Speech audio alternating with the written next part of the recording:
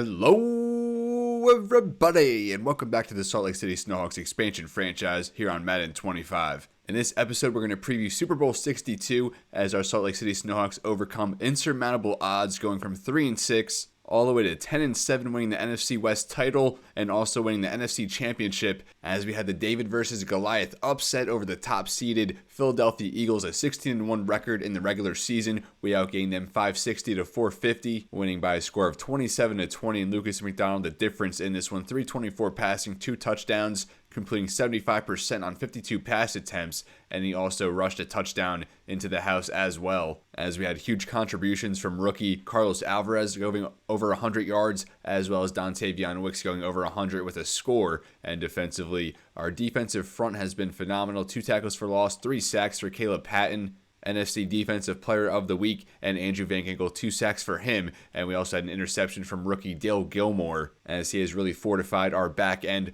with a strong second half performance that has led into the postseason. But we are going to face the Buffalo Bills, who come off a 28-7 win over the Kansas City Chiefs, as Josh Allen finally outduels Patrick Mahomes.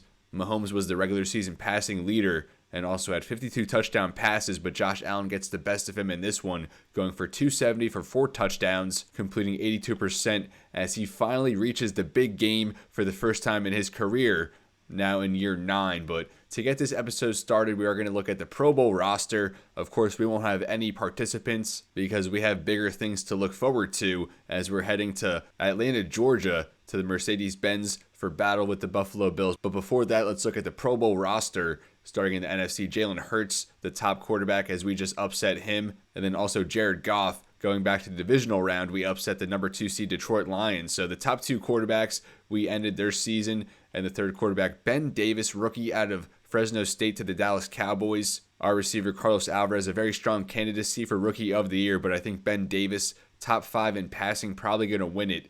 And then in AFC, a bunch of 99s here in Lamar Jackson, Patrick Mahomes, and 97 overall, CJ Stroud. Now running back, Isaiah Pacheco up to a 97 overall. Jonathan Taylor only at 88. Joe Mixon at 83. And then in the NFC, Saquon Barkley, the top guy, led the NFL in rushing. And then Jahmyr Gibbs. So the top running back and top quarterback, both of the Eagles and Lions. And then the running back here, Kenneth Walker III, as the Seahawks did sneak into the playoffs as the 7th seed. Jackson Smith and Jigba, speaking of Seahawks, the top receiver here in the NFC, followed by Chris Godwin, Brandon Ayuk, and Puka Nacua. So 3 of the 4 out of our familiar NFC West division. Then in the AFC, Jamar Chase, Rashee Rice, Nico Collins, and Garrett Wilson. A very good receiving core for both sides. And at tight end, Dallas Goedert, another Eagle who we just saw in the last episode, along with Jordan Mailata and Landon Dickerson, their respective starters at their positions. Tight end 2 is Jake Ferguson from Dallas. And look at tight end 1 from AFC is Noah Gray. I'm going to assume that Travis Kelce has retired at this point. I don't remember seeing that. And then T. Weldon from Baltimore, a superstar tight end for the Ravens, 6'4", 241 rookie. He is an absolute stud at tight end. Now at left tackle, Laramie Tunsil and Sumataya for Kansas City, both slated to be free agents, along with Joe Thuney, left guard from Kansas City, and also center Creed Humphrey from Kansas City, along with Trey Smith, the right guard from Kansas City. All 4 of these starters from the Chiefs who have made the Pro Bowl are set to hit the free agent market, along with Laramie Tunsil. We're going to make a run at least one of these guys. We need to upgrade our tackle spots, especially Creed Humphrey. If he's sitting there, we'll give him a multi-year contract to come in and be our center. But don't tell Seth Rosenthal, our young guy we've been grooming, to take over that spot. But the tackles in the NFC, we already said Mailata. There's Tristan Wirfs, Dickerson, and Smith there from Dallas at left guard. Frank Ragnow and Eric McCoy, the centers, as it's Humphrey and Tyler Linderbaum in the AFC with Quentin Nelson, also the left guard 2. Chris Lindstrom from Atlanta and Mekhi Becton from Philly, the right guards. And then at right tackle, Penei Sewell, Zach Tom, 2 tackles we saw in the playoffs who we sent packing, along with Rosengarten and Joe Alt there from the Chargers. And then now to defense, we have Aiden Hutchinson, Jalen Carter, who is atop our wish list in this upcoming free agency, assuming he hits the open market. If he does, we're going to give him a fat bag, to say the least. Also, Kobe Turner and Milton Williams there for the Eagles, another guy, a pending free agent. And now the D ends for the AFC, Marion, either a rookie or a second-year man who was drafted, not sure to what team. Then we have Matabuuke, of course, of the Ravens, Myles Garrett, Trey Hendrickson, both there out of the AFC North. And now D tackles Quinton Williams, Chris Jones, Ladarius Porter, a draft pick over the course of this franchise superstar development. In the NFC, we have Murphy and Ali McNeil. Outside linebackers, Jared Verse, Micah Parsons, Fred Warner, who led the NFL in interceptions this year, Ivan Pace Jr., Brent Burns, Odafe Owe. And now in the AFC, we're almost there. TJ Watt, a pending free agent. We'd love to make a run at him to bolster our pass rush. Jalen Phillips, Jerome Baker, Cole Holcomb, last year's Super Bowl MVP for the Denver Broncos, although they didn't even make the postseason this year. Then there's Jeremiah Owosu, Alex Highsmith on the corners. We have Cooper DeJean, Terrion Arnold, both guys set to hit free agency. If you can't tell, I've been doing a lot of research for the offseason episode. A ton of cap room to work with, a bunch of draft picks, including 2 in the first round. L'Jarius Sneed, Roger McCreary, Derek Stingley Jr., and Leonard Harris, a third-year corner, I think now, for the Jaguars, drafted back in the year 1 offseason.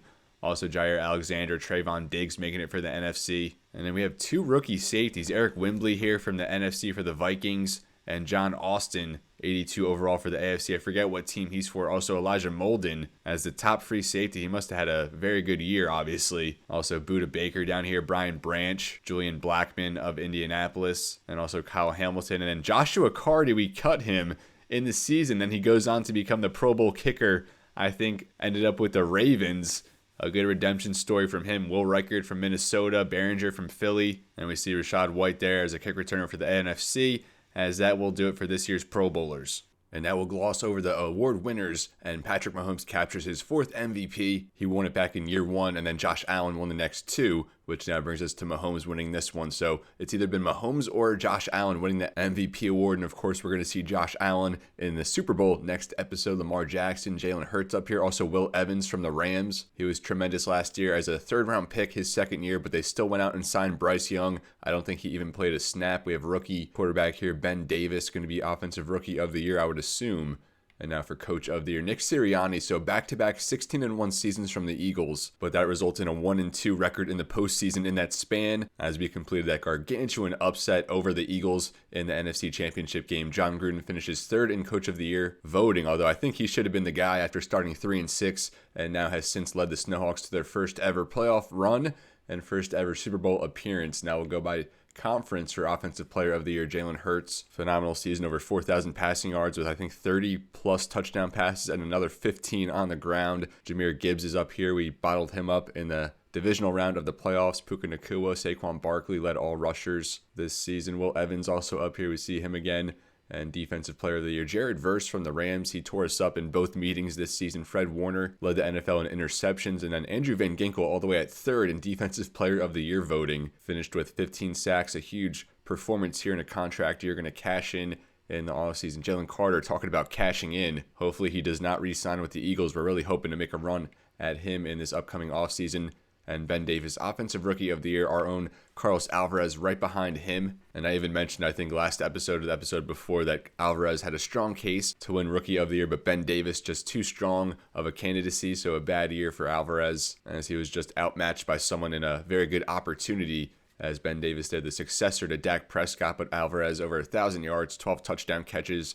And here's Cliff Bost. Tampa Bay did make last year's Super Bowl. They lost Baker Mayfield and then drafted Bost in the first round, although they would go on to miss the playoffs. Manuel Reveron, I think a superstar development tight end. Here's Markel Pierman, one of the receivers we were considering along with Carlos Alvarez in last year's draft, but Pierman actually went off the board first, and we ended up with Carlos Alvarez. It was meant to be. And now going to Defensive Rookie of the Year, Nicholas Spain from Seattle is the guy. And then Eric Wembley, a Pro Bowler as a rookie for the Vikings, 2nd in voting. Isaiah Kerr, I remember him as someone we liked as a defensive lineman. He finishes 3rd with the Bears. JoJo Presley, a standout corner, 1st-round pick for the Panthers out of Notre Dame. I think he was 2nd on our board. His teammate Jimmy Gallery was 1st. He ended up going to Seattle. Cedric Childress, a rookie. He had 2 sacks against us in the divisional round. And then we see Dale Gilmore. He was not a week 1 starter, but maybe if he was, he would be higher up on the list. But Gilmore picked off Jalen Hurts last week in the NFC Championship game. A huge play, which really turned the tide in our favor. Now, best quarterback as Hurts number 1, Ben Davis, the rookie, number 2 out of Fresno State, Will Evans, and also Byron Snow was the number 1 pick going back to the 2025 draft. Or I think that was actually the 2026 draft, the year 2 offseason, but he's going to be a stud as he was named the 2nd best quarterback in the division, and then Brock Purdy. So Our very own Lucas McDonald finishes as the 9th best quarterback and the last quarterback in our division. But if you go by the final 8 to 10 weeks, I think he's the best in the division and maybe even the best in all of the NFC. Just a complete turnaround from him that we enjoyed watching, as it really sparked our journey all the way to Super Bowl 62. Jahmyr Gibbs, Saquon Barkley, Kenneth Walker, Josh Jacobs, Bijan Robinson, some elite names here at the top for best running back. Bucky Irving set to hit free agency with the emergence of Tank Bigsby. I don't know if we'll even bother making a run. Here's Dimitri Dupree for the Giants. He was a high draft pick last year out of Notre Dame. Best receiver goes to Puka Nacua, despite Jackson Smith and Jigba, I believe, leading the league in receiving.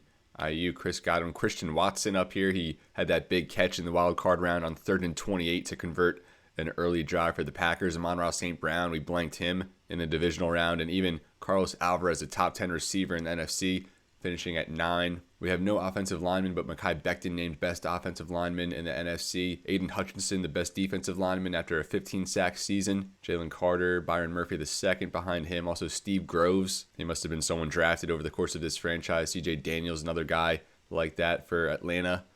Braden Fiskey tore us up in both matchups. He finishes here at 6th. And then Joey Bosa finishes at 8th for us. Very good season from him. Now best linebacker goes to Jared Verse, followed by Andrew Van Ginkel. We may look to bring him back. It depends what he's asking, but we will definitely explore it. Brian Burns, Odafe Owe, Fred Warner. I can't believe he didn't finish higher, leading the NFL in interceptions.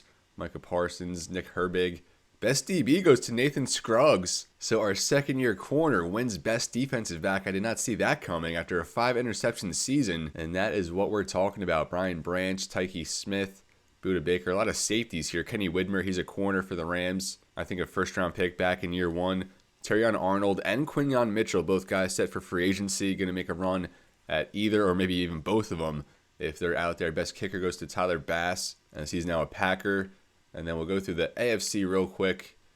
Lamar Jackson, Player of the Year, or Offensive Player of the Year, Rashee Rice and Jamar Chase, 2 receivers up here. Also Patrick Mahomes and Joe Burrow, their quarterbacks. And also Isaiah Pacheco, I think now up to a 99 overall or close to it for the Chiefs. Josh Allen, who we're set to see, and then Devontae Chain, Jonathan Taylor, a couple running backs there towards the bottom. And Defensive Player of the Year goes to Myles Garrett, first ballot Hall of Famer. TJ Watt, someone else who might hit free agency. Quinnen Williams, Jeremiah Owusu, and Laquan Porter, D tackle for the Jets, someone they drafted up to 85 overall, superstar development.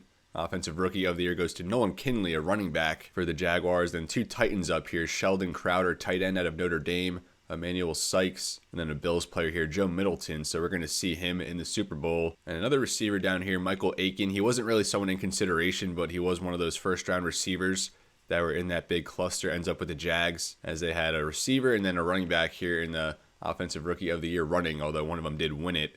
And then Defensive Rookie of the Year, John Austin, a safety for the Titans. And we also have Zach Joseph here for the Bills, who we're going to see in the next episode. And we sat at number 3 in the draft. The Bills traded all the way up from 23 to number 3, and they went on to select Zach Joseph. Although he ended his rookie season with no sacks, playing as more of an off-ball type guy, but he was more of a hand-in-the-dirt type of pass rusher. Going back to his college days at Michigan, Ahmad Woodson, linebacker out of Notre Dame. Remember him from the draft process. Percy Bronson was a top 5 pick for the Raiders. He finishes there at 10th. Best quarterback goes to Mahomes, Lamar, CJ Stroud, Joe Burrow, Josh Allen in the running. Running back Isaiah Pacheco. Then we see James Cook down here at number 5. Going to see him in the next episode. Receiver goes to Rashee Rice, Jamar Chase. It was either Chase or Smith and Jigba who led the NFL in receiving. They were definitely the top 2 though. Nico Collins, Leo Presley, a young receiver for the Titans, along with Roy McBride, who was the number 1 overall pick, a receiver, going back to the year 1 offseason. And Khalil Shakir, we're going to see him next week, as he had 2 touchdowns in the AFC Championship game win over the Chiefs. And also Jerry Gilmore, receiver drafted a few years back for Miami. Joe Thuney set to hit free agency along with Creed Humphrey. And then there's also Trey Smith. So the Chiefs are set to lose, I think, 3 or 4 of their starting offensive linemen. And we're going to make a run, hopefully at Creed Humphrey, to man our center position for the next few years. Now defensive line goes to Myles Garrett. We have the interior tandem of Quinnen Williams with Laquan Porter, as they've really emerged for the Jets. Greg Rousseau, he is by far the most imposing player we're going to see next week for Buffalo. Finishes at 5th for best defensive line. J.J. Watt, the top linebacker, and his counterparts also in the running in Alex Highsmith and Patrick Queen, as a tremendous trio there for the Steelers. Ajarius Sneed top DB, followed by Leonard Harris, former first-round pick corner out of LSU. So we see a bunch of Jaguars here. I think they might be on the come-up here but Trevor Lawrence only an 82 overall star development, as Chad Ryland, the kicker there from the Texans. And now, not the most exciting, but we will just go over league leaders real quick. Not my favorite thing to do, but if you're interested in these kind of things, we do it for you. Patrick Mahomes led the league in passing, just 60 yards short of 5,000, but 52 touchdown passes, far more than anyone else. I think the highest next total is 39 there from CJ Stroud, but Mahomes 52 touchdowns, 11 interceptions, 75% completion en route to his 4th MVP award. Will Evans, that quarterback out of North Carolina, 3rd-round pick, his second year as a starter, finished his 2nd, and last year he was either 2nd or 3rd, so tremendous production from a young quarterback there in division, 33 touchdown passes. And then Ben Davis, we see another young quarterback here now, a rookie. Davis was their 1st-round pick out of Fresno State. A lot of interceptions at 13, but 37 touchdowns, and completed 68% on over 500 attempts for over 4,600 passing yards. It looks like the Cowboys are in good hands. Joe Burrow, 4th in passing, and then Desmond Ridder, 35 touchdowns to 23 interceptions. That is like a Jameis Winston stat line, over 4,300 passing yards, as he led the Saints from the 2nd overall pick in last year's draft, where they did draft a quarterback who did not even play, all the way to the division title, where they did get routed by the Eagles in the divisional round. Now, Jalen Hurts, Michael Penix Jr., I think, set for free agency. We'll see if Atlanta decides to bring him back or go a different direction at quarterback, with a pretty heavy quarterback class coming up. Jared Goff still going strong here. CJ Stroud, Jordan Love, and Tua. Anthony Richardson, the quarterback here for the Colts, 20 interceptions. And then Lamar Jackson, Josh Allen, Brock Purdy, Lucas McDonald. It was a very slow start for him, but he tore it up in the final 8 weeks or so, over 4,000 yards passing for the first time. And at one point, he had 7 touchdowns to 10 interceptions, ends up going on a 19-4 run. And under him is Byron Snow, phenom quarterback for the Seahawks, although he did miss the final week due to injury. Left in overtime in a late season matchup against us. Rushing goes to Saquon Barkley as he edges out Pacheco by just 16 yards. Behind them is Jonathan Taylor, Kenneth Walker, Jahmyr Gibbs, Najee Harris still with the Steelers. Josh Jacobs, Breece Hall, Bucky Irving goes for over 1,000, along with Tyjae Spears and Jalen Warren. So not many 1,000-yard rushers, as is usually the case here in these Madden sims. Zach Charbonnet, now a Viking down here. DeAndre Swift, Dimitri Dupree, now the Giants starting running back. Not the best at 3.5, but a power back. He scored 10 touchdowns. The leader in touchdowns, though, was Mixon and Lamar Jackson with 19 each. Saquon had 18, Jonathan Taylor with 17, along with Jahmyr Gibbs, and Jalen Hurts had 15, which was not even the most among quarterbacks. Bijan, Isaiah Pacheco, Jaden Daniels, and then we see here the Rookie of the Year, Nolan Kinley, 797 for 12 touchdowns.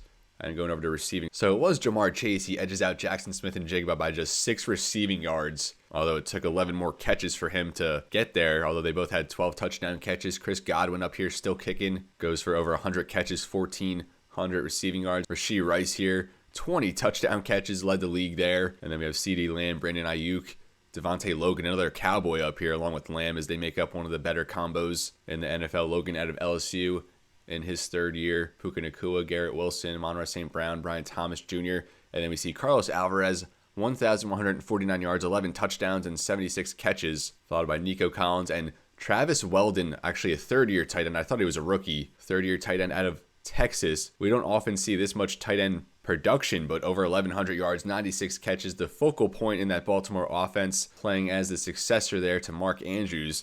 We see Khalil Shakir here, over 1,100 receiving yards, 9 touchdowns. We're going to have our hands full trying to stop him. And then behind him is Noah Gray, 10 touchdowns, 100 catches, over 1,100 receiving yards, as he has really fulfilled the role there from vacated by Travis Kelce very nicely. And the league leader in tackles is our very own Quay Walker, added 11 tackles for loss, a sack and a half, as Peyton Wilson was behind him. And then Jerry Sexton, the counterpart there to Walker, ends up with 131, 3rd in the NFL, 10 tackles for loss, 2.5 sacks. Also 2 interceptions and 9 pass deflections. Just his 2nd year, last year's Defensive Rookie of the Year, emerging as a budding star. Terrell Bernard, we're going to see him next week.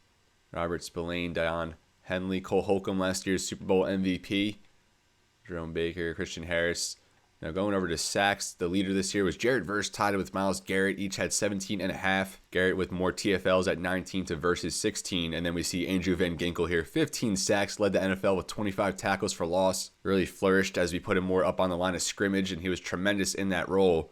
23 TFLs for Aiden Hutchinson, along with 15 sacks, as he's averaged, I think, like 17.5 per season over the course of this franchise. Jalen Carter, hopefully he's a Salt Lake City Snowhawk next year. 13.5 for him, tied with Odafe Owe now on the Buccaneers. Laquan Porter, the D tackle for the Jets, 13 sacks for him. Third year out of Oklahoma, Martin Marion. Third year out of Clemson, he goes for 12.5 there for the Colts. Brian Burns, Greg Rousseau, we're going to see him next week. Chris Jones, TJ Watt, Micah Parsons, Nnamdi Matabuike, and Quinnen Williams. As that ends the double-digit sack guys. Now for interceptions, Fred Warner leads with 7. When was the last time a linebacker led in interceptions? L'Jarius Sneed, Leonard Harris with 6. And then a cluster of guys with 5 interceptions, including Quinyon Mitchell, Terrion Arnold. Hopefully one of them is a Snowhawk next season, along with Nathan Scruggs here, who did win Best Defensive Back in the NFC. Did not see that coming, but also had 18 pass deflections, so that probably played a huge role in that. Damon Finch, second year out of Clemson for Seattle, 16. And then a bunch of linebackers here. Another corner is Kamari Lassiter, also someone set to hit free agency, along with Cooper DeJean. So a bunch of corners set to hit the market. Hopefully we end up with 1 or even 2 of them. Zach Bond led in forced fumbles. Blocks, we had a couple, I think, right? At least had one. Laquan Porter making an impact with 13 sacks and now a block, field goal or punt we see as well. Chris Jenkins had a block, hoping to make a run at him in free agency as well. And we had a blocked punt by Dale Gilmore, but it's not showing for some reason. That came in a Week 17 matchup against Seattle where our offense could not do anything, but we were able to get a touchdown on a blocked punt. Quay Walker had a safety, and now touchdowns. A bunch of guys with 1. I was just seeing if anyone had multiple. And now kicking. Not really going to worry about that. Although we see here, Cade York had 3 field goals blocked. That's pretty absurd. Also, Jimmy Burris of San Francisco had 3 blocked. We don't mind seeing that for the division rival, San Francisco 49ers. Some kick return touchdowns. Marquise Brown, now a Jet. And also Dylan Hayden, his second year for the Broncos. And 1 punt return touchdown.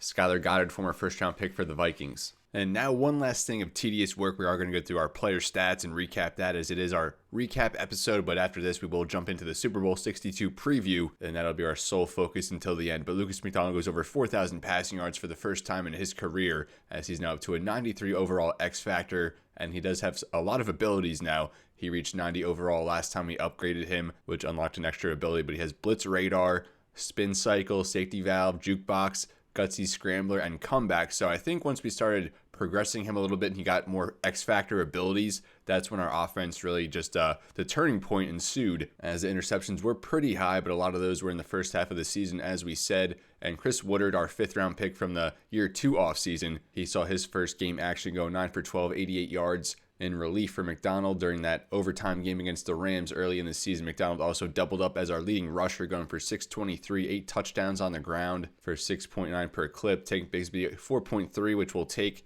600 yards and 6 touchdowns, an upgrade of what we had in previous seasons with Trey Benson, as we traded him to the Raiders. And then Christian McCaffrey, didn't see him since like week 5 or so. He went for 394 touchdowns. Not sure if he's going to be back next season. Derrick Henry, 20 for 90, a touchdown. Vince Willis, we saw him a lot in that conference championship against the Eagles. And then Brandon Davison, our tremendous blocking fullback, also had a touchdown on 4 carries, brought him in preseason. And Carlos Alvarez, our leading receiver, at over 1,100 yards, 11 touchdowns, 76 catches. Dontavion Wicks, a great first season coming over from Green Bay. In free agency, he goes for 877, 12.4 yards per catch, which equals that of Marvin Harrison Jr. His production a little bit down, but he's been huge during our playoff run, at least 4 touchdowns for him. Mark Andrews, it took a while for him to get going. Even going back to last season, it was a struggle, but once the offense picked up our play, he was a focal point in that, going for 720, 75 catches, 6 touchdowns. And then we have McCaffrey, Bigsby, Darnell Washington. He's been a big factor for us in the postseason. Trey Palmer, 4 catches, 52 yards, a touchdown, really just more of a return man. Vince Willis, 8 catches for him as more of a pass-catching back.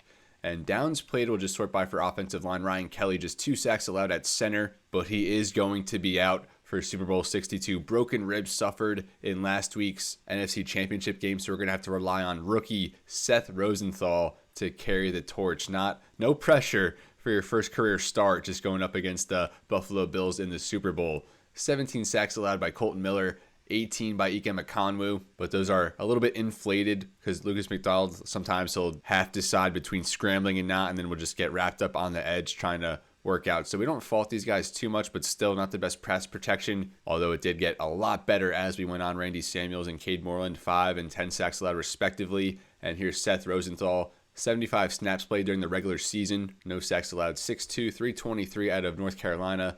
35th overall pick in this past draft. We picked him early 2nd round. where he was projected a late second, early third round type of guy. We went and reached for him a little bit just because he was very pro ready. And we'll take a look at his stats real quick. So 75 overall agile lineman, a little bit deficiencies there for pass block power and run block power, but he is more of a pass blocker. Hopefully that awareness can go up a little bit, but we'll see how he fares against guys like Ed Oliver and whoever else Buffalo has on the interior. We will see here shortly when we preview them. So we saw Walker and Sexton were first and third respectively in the league in tackles. Matthew Torrance at 94. Our strong safety also spent a lot of time in the slot. Nathan Scruggs 77 tackles from the corner spot. Van Ginkel with 69. Jalen Thompson 68. And then going down the line a little bit, Max Melton set to hit free agency. Hopefully we can bring someone like Quinyon Mitchell or Terrion Arnold in to replace him. Darius Robinson also going to be a free agent. Joey Bosa with 50 tackles. Another guy set for free agency. We got Dale Gilmore. I keep calling him Dane Gilmore. I'm not sure why. Tashawn Gross, a superstar linebacker that we had drafted, a rookie. Third round pick out of Arizona State. Absolutely baffled me when it came back that he had superstar development. Going to be a very great tandem there with Jerry Sexton in the future of our linebacking core. As we'll now go over to tackles for loss, led by Van Ginkel. Of course, he led the league. Darius Robinson with 16, Bosa with 15, Quay Walker and Caleb Patton 11. We saw Patton 3 sacks there against Philly in the NFC Championship game. Sexton with 10, 8 for Kwity Paye.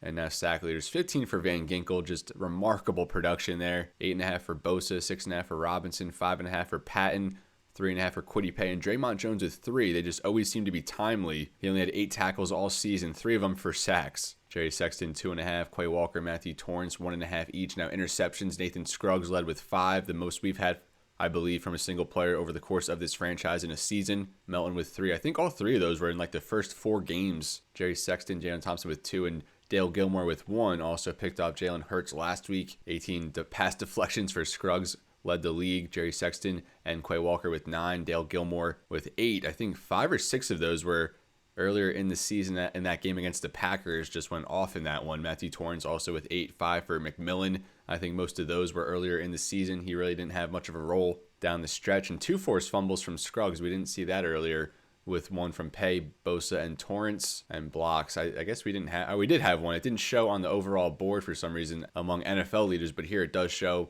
Gilmore had 1, Quay Walker and Draymond Jones each with a safety. Jalen Thompson had a pick 6. Isaiah Simmons took that blocked punt to the house, and kicking 5 for 7 was Todd Hayes. We had Joshua Carty for about half the season, but then ended up releasing him after he missed a potential game-winning field goal against the Rams in overtime, although it was from 55, so maybe we should have showed a little more mercy. But Matt Araiza, 47-yard average. You'll take that with a 43.3-yard net average. Very good returning. Pretty even here between Kitchens, Palmer, and Golston. And then punt returns. Kitchens had the bulk, but not much impact there. And now we're going to get into the Buffalo Bills and what to expect in Super Bowl 62. It all starts here with Josh Allen, 2-time MVP, his first time reaching the Super Bowl, 99 overall X Factor, now into his 10th season, coming off his 8th straight 4,000-yard passing season, 32 touchdowns, which is down from the past 2 seasons, and the interceptions way up with 14 compared to just 4 last year. So hopefully we're able to force a couple turnovers. He added 556 rushing with 9 touchdowns. So of course a huge impact on the ground. Not sure what our game plan is going to be, because game planning for someone like Josh Allen is just so tough. He can beat you in all 3 phases with his arm and also beat you on the ground with his legs. And speaking of that, here's James Cook, a 91 overall running back, one of the few 1,000-yard rushers. I'm sorry, not even. I thought he was. Only 816 for 10 touchdowns, but we know what he's capable of. We'll actually take a look at his stats real quick as well, or his ratings as well. 92 speed with very good vision, acceleration, and agility, all there in the lower 90s with a good juke move, good spin. So a very elusive back with good athletics and a little bit tougher to bring down as well. And then receivers are Khalil Shakir and Keon Coleman. Shakir, a superstar, now up to a 90 overall with a morale boost at this point. More of a slot guy, but I think he is their outside receiver, as he's gone for over 1,000 in every season of this franchise, proving to be the number 1 guy for Josh Allen. Double-digit touchdowns the first 3 years, although this past season only 9, but it's still very good production there from Shakir, who has emerged as one of the best receivers in the AFC. And then there's Keon Coleman, who has enjoyed a little bit different trajectory of his career in this franchise, as he's still kicking with Buffalo, although maybe the worst season of his career so far, just 676 receiving with 4 touchdowns, his lowest total since his rookie season. So Shakir, more of a slot guy who can beat you deep.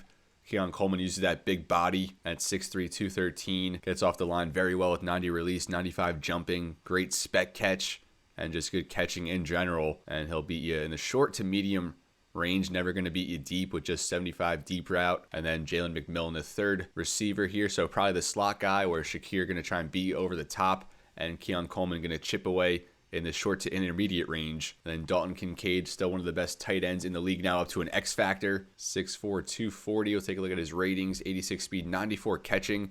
Not going to offer much as a blocker, but pretty much going to catch everything his way. A vacuum there, and a good route runner for a tight end as well. So some good weapons here for Buffalo. Not super overpowering, but they can all get the job done, and they can all beat you in different ways. They complement each other very well. Kincaid builds off a career-high season where he had 913 this year, 892, so just a little bit short of that, but he does match the 7 touchdowns from last season. Now working into the offensive line. Deion Dawkins, of course, the seasoned veteran now for this Bills team, 82 overall, set to hit free agency. Pretty good pass protector, but not as good blocking for the run. So we probably won't see many runs to that left side for James Cook. And then at left guard, a little bit weaker here is Mark Pritchett, 6'5", 340. Huge size there at left guard out of Alabama.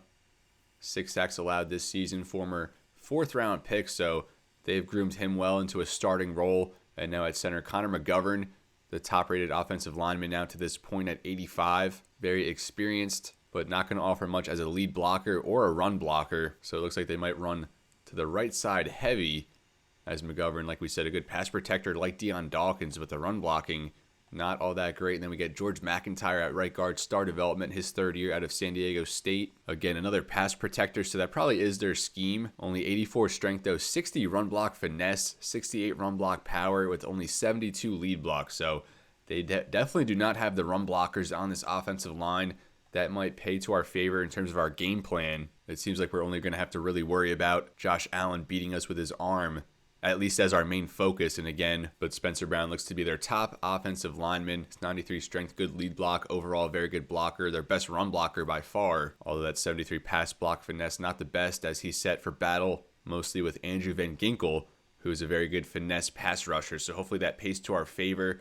So offensively, I mean, Buffalo very good. I mean, just solid overall. I don't think they're as good as Philadelphia or even Detroit, 2 teams we've beaten over this run. But of course, it all comes down to Josh Allen, the 99 overall quarterback with X-factor abilities. So containing him is really what we're going to have to focus on. Good running back in James Cook, but the run blocking might not be there. We've done a great job containing guys like Amon-Ra St. Brown, A.J. Brown during this postseason run, so hopefully we see more of the same against Shakir and Keon Coleman. Tight ends have fared pretty well against us. Kincaid probably will have a good day, but left tackle, hopefully Bosa can win some battles there against Deion Dawkins. The interior isn't terrible for Buffalo, but probably not the best we've faced.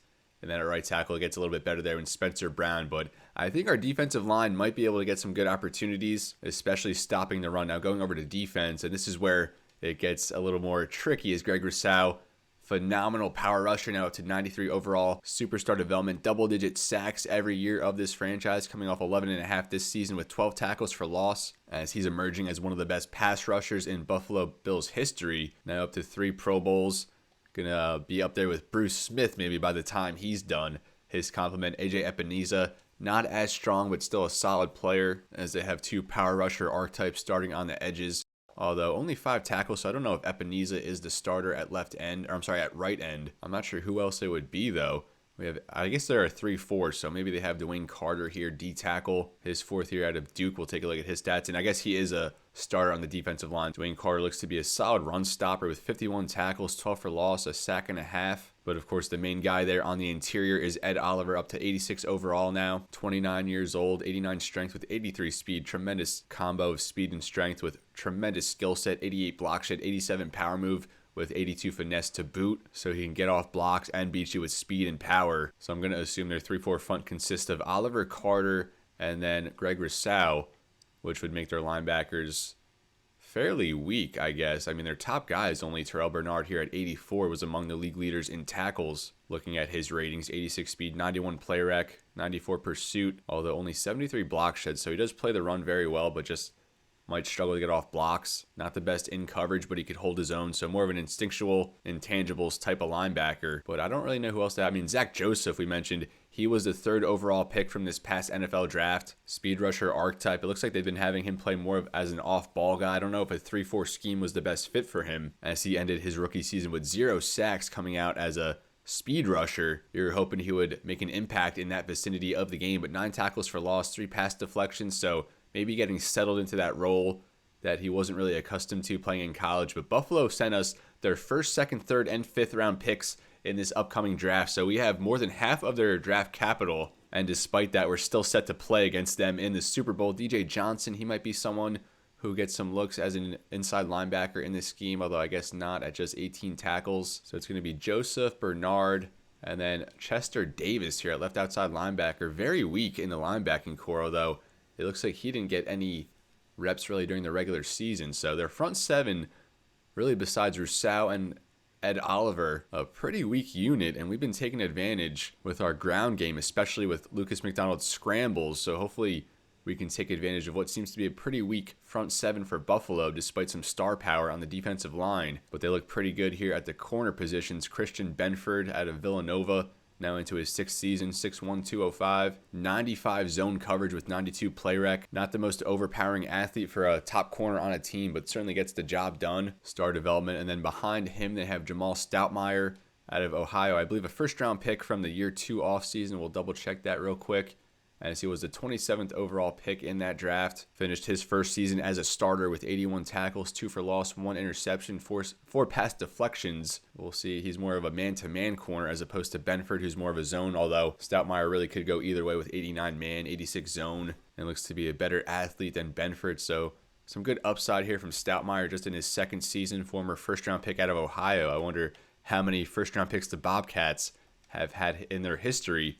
And then we got here Jamison McCoy out of Texas A&M now in his 3rd season. He's been a starter every year since being drafted out of Texas A&M in the 1st round. So back-to-back seasons, the Bills went corner in the 1st round. He comes off a good season with 79 tackles, 4 for loss, 2 interceptions, and 5 pass deflections. And he, like Stoutmeyer, more of a man-to-man corner, but really could go either way, although the zone does go down to 80.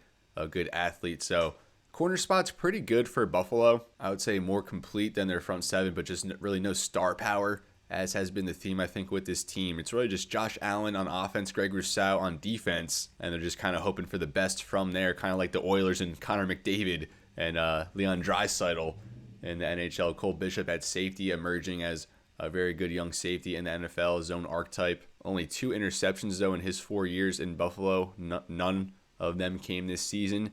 And then his complement at strong safety, also 86 overall, is Taylor Rapp, more experienced. He's the run support guy, and he'll get some tackles. 76 this past season, 2 for loss, but actually adding 3 interceptions. And since coming over to Buffalo from the Rams, he has had pretty nice interception production with 4 and 3 in 2 seasons during that span. At kicker, they have Austin Seibert. He went 14 for 15 this season, long of 54 with 1 block, so his only miss was a block. He missed 2 extra points. One of them was a block. So maybe that's a trend we can keep going into the Super Bowl. Their punter Ryan Stonehouse, one of the higher rated in the league, I would think, at 80 overall. And now looking at Buffalo's scheme, Sean McDermott still is the head coach. They run a spread offense, and they run a base 4-3, so no 3-4. I'm going to assume Epineza is the starter at D-end alongside Greg Rousseau. So their linebacking core is going to be pretty weak. So I think we might be able to get away with attacking the middle of the field, especially on the ground, just as long as we run away from Ed Oliver. So we have 44 coaching points now to spend, or whatever they're called.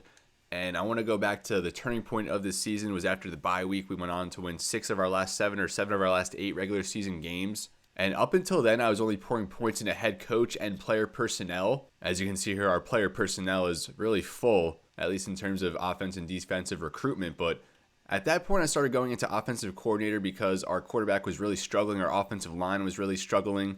And once we started paying resources into these, we noticed a huge difference offensively. So now going into the Super Bowl, we're going to do very much of the same and go over here to run block power for centers. We're going to be down our veteran center, Ryan Kelly. So with Seth Rosenthal, the rookie, set to carry the torch, we're going to help him out as much as we can and give him some staff points there to help his run block power going up there against Ed Oliver. And then we have 24 more to spend, but I think we'll just keep that in our back pocket.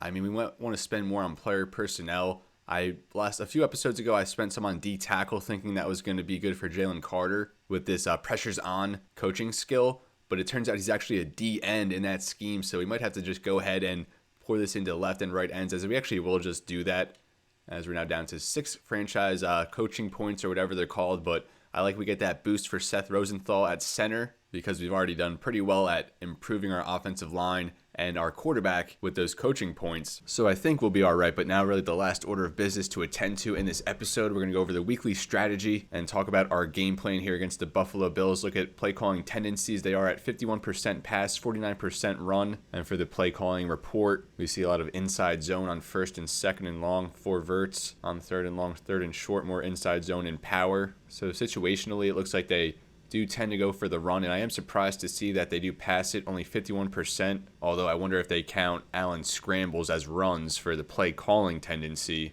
as that certainly would play into that. Points per game, they are 7th, only 16th though in average total yards, 14th passing, 20th rushing, so really not that overpowering, and towards the bottom of the league with 18 turnovers. So matchup wise, I don't think the Bills are all that out of reach compared to us. In fact, I think I have more confidence going into this Super Bowl matchup than I did against the Eagles and against the Lions and maybe even against the Packers in the opening round. But just based on what we saw before, how they are a very poor run blocking team, not that James Cook isn't a threat, but I don't think he garners all of our attention in this game plan. Outside yards per carry was at 3.5, which was 21st in the NFL. Same there for inside carries. And our run defense has contained the likes of Josh Jacobs, Jahmyr Gibbs, and Saquon Barkley over this playoff run. So we're going to cater our focus to the pass, breaking it down here by vicinity. Deep passing, passer rating was 78.5 for Josh Allen, which was 15th in the NFL. But it does show he has the most deep completions and the second most deep attempts with 21 deep touchdowns, 1,037 deep yards. You got to think a lot of that was to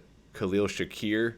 And defending medium pass, 82.7 passer rating, which was 8th in the NFL, 2nd in attempts, 2nd in yards, and 4th in touchdowns. Now defending the short pass, 17th in passer rating, although 1st in completions and attempts, and 2nd in short yardage. And then looking at the scramble, I don't know why it always puts the backup quarterback there, but I think we're going to go medium pass here. That's been the main focus. I think we don't mind letting James Cook kind of cook up front, chipping away at us for like 3 or 4 yards a pop. I do expect them to throw the ball a lot, as is usually the case in the slow simulations, the live gameplay simulations that we watch. So I'm not so concerned about the deep pass just because Keon Coleman has that 75 deep route running. So I think we are going to stick here in the intermediate pass coverage and focus on defending the medium pass. And now going over to defense now of Buffalo, that is, they ranked 11th in points per game, 7th in total yards, 5th in pass yards, but 20th in rushing yards, only 26th in takeaways. They averaged less than 1 per game, and they were 30th in sacks, whereas I think we actually led the league in sacks during the regular season. Heavy zone coverage team with a lot of zone blitzes. And as they go zone blitz 52% of the time on first and long, and also heavy zone blitz on second and third and long as well. Third and short, also zone blitz, but also a good mix of cover 3, cover 2.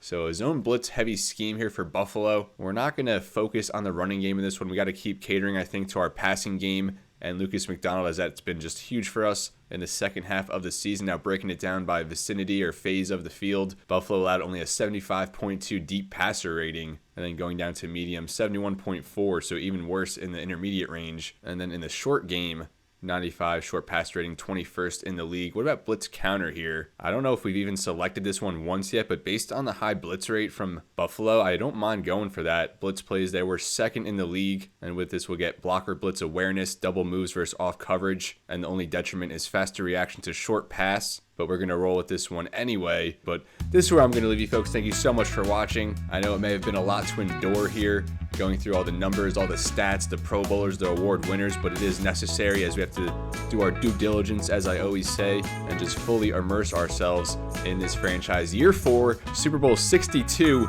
is next, as we are going to take on the Buffalo Bills. It did not take long for our Snowhawks to make it here, as we are NFC champions, taking down the 16-1 Philadelphia Eagles. So it's Super Bowl 62 next time at our Salt Lake City Snowhawks. Already have made the big game as we look to take down Josh Allen and prevent him from winning his first ever Super Bowl title. But as always, everybody, it's been real and be well. Thank you so much for watching, and I'll see you next time.